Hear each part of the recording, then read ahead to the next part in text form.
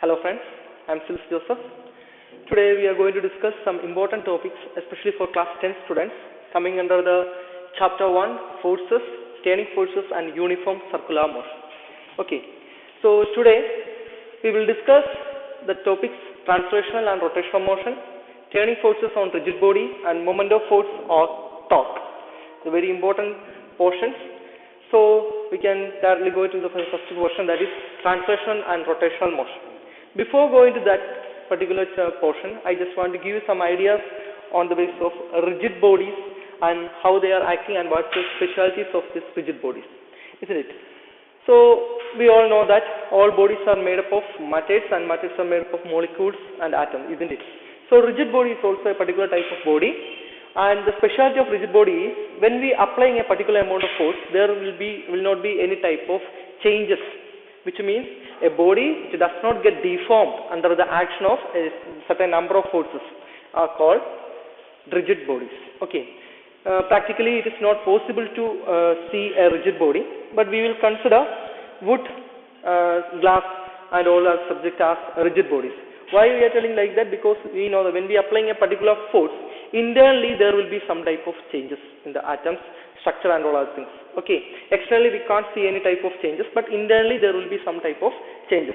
But we are neglecting that particular cases, and we are telling rigid bodies are those bodies which does not undergo any type of deformation on the application of force or a group of forces.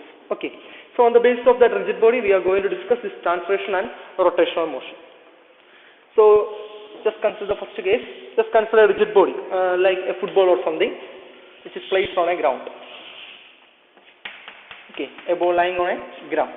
Okay, so when we apply a particular force, just consider we are applied a force F in this direction. So what happens? The ball will move in this direction, isn't it? The ball will make a movement in the direction of the applied force. So here you can see the ball is moved from this point A to this point B after some time, just like this we can consider. So that basis we can say when we applied a force, the ball, that means our rigid body, made some type of displacement or a movement in the same direction of the force. That type of motion will come under this category, that is called translational motion, or we will call it as linear motion. Clear? So translational motion or linear motion is that when a rigid body moves in the direction of the applied force direction, then it is called linear motion. Clear? So you just be aware about the direction of that rigid body. If that direction is in the same direction of the applied force, then we can call it as linear. Okay. So that's about translational motion. Then what is the difference of rotational motion when comparing with the translational motion?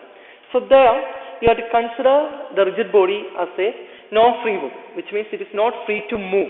Okay, just consider a body which is pivoted or fixed at a particular axis, a point of axis, like this you can consider. So if you apply a force here, now this body is pivoted on this particular point, and if you apply force here, what happens? It will not move in this direction. It will make a movement, a particular movement will be there, but it will be in a rotational manner, isn't it? The body will rotate around this particular point P. So there, the movement is not linear. We can't give the explanation on the basis of linear motion for this case. So we will bring this case, that is rotational motion. So if a rigid body which is fixed at a particular point or pivoted in a point, then definitely when we apply a particular force, it will make a rotational motion. So that is the case for rotational motion. So this is the difference between translation and rotational motion. Translation means when we apply a force, the body will move in the same direction of force, that is called linear motion. And the case of bodies which are pivoted or fixed at a particular point, on the application of force, it will make a rotation around that particular point of our axis, and that case will come under this category of rotational motion. Clear? Okay. So many examples are there. You can consider any examples based on this rigid and rotational and translational motion cases. Okay.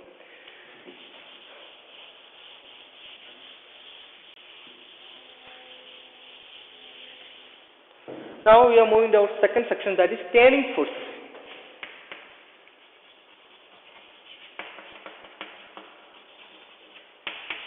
Turning forces. Okay. So turning forces, I told you rigid body. You just consider about a rigid body, as I said earlier. if you apply any number of forces, there will be no changes in the structure of that particular body. That bodies are called rigid body. I told you, you must be aware that externally there will be no changes. Okay, so just consider rigid body. Before going to the steering forces concept, you must be aware about three important terms that are, first one, point of action. Point of action of force. Then second one, line of action. Line of action of force. Then third one, principle of transmissibility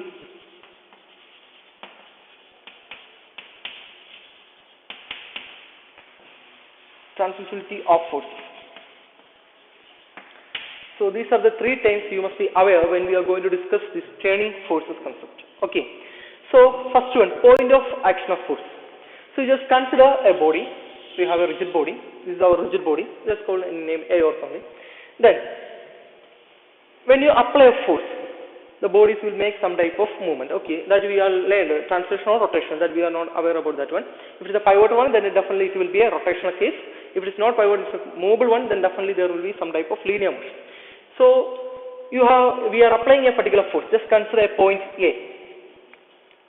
Here, we are applying a force, isn't it? And that point, just consider P be the point in which we are applying the force. Let the force be in this direction.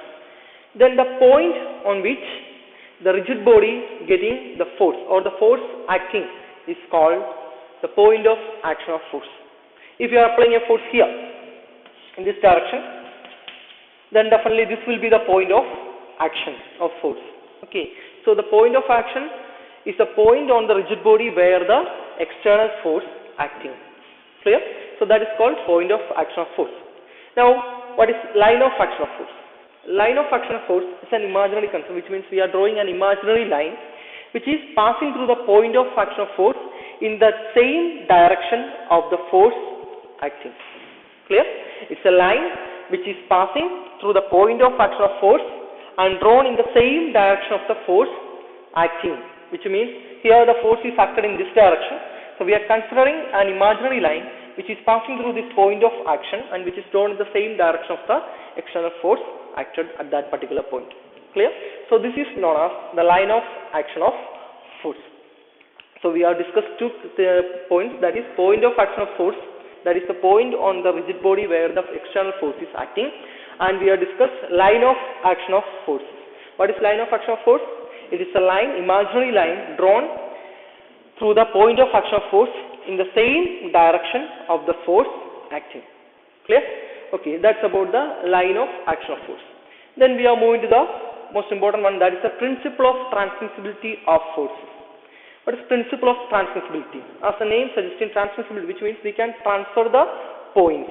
Okay, we can change the point. Okay, so that's the term giving transmissibility and how it is acting in this case of rigid bodies motion. Okay. So, transmissibility say that we can consider any point, we can change the point of action along anywhere in the line of action of force acting. That's the principle of transmissibility, which means the point of action force can be transmitted anywhere along the line of action of the force without making any type of material differences. Clear? So, for example, just consider, we are considering this as the point of action of force, let P, and the force is acting in this direction. So we can consider the line of action like this. So this is our line of action. Forget about this one. This is our line of action. And for an example, I am just bringing two forces acting on a particular point B. Let's consider this is point Q. Let's consider just Q. And two forces. Let R be one force here and S be another force. Okay. So we have three forces in these cases. First one is F acting in this direction, and the second one is S acting in this direction, and R in this direction. Okay, and F is acting on the point of action P, whereas R and S is acting on the point of action Q in opposite direction. Okay, and one more thing we are bringing, that all the forces having the same magnitude, which means R, the magnitude of R is equal to S and that is equal to F, all having the same force. So in this case, if you consider R and F both are having the same magnitude and they are opposite to each other, isn't it? So what happens? They will counterbalance each other. So the effect of R and F will be cancelled. Then the remaining movement of the body will be purely depending on the force S, isn't it? Initially, it is acting on the point P, and the F is the one which is making that particular movement. And in the second case, we are considered three forces of equal magnitude acting in 2 points, and where R and F are in opposite direction, so definitely they will counterbalance, and the resultant will be in this direction, which means resultant will be due to the presence of this force F, and it will move in the direction, in this direction, isn't it? So there you can see the point of action is changed from P to Q.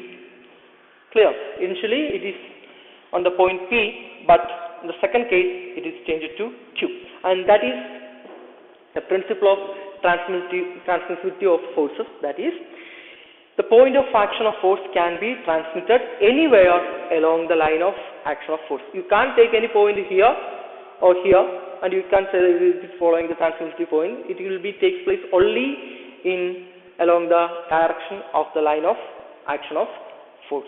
Clear?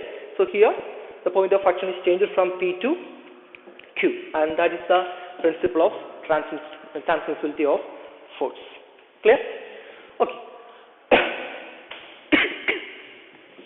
So that's the 3 points that we have discussed: point of action of forces, line of action of forces, and principle of transmissibility of force. Clear?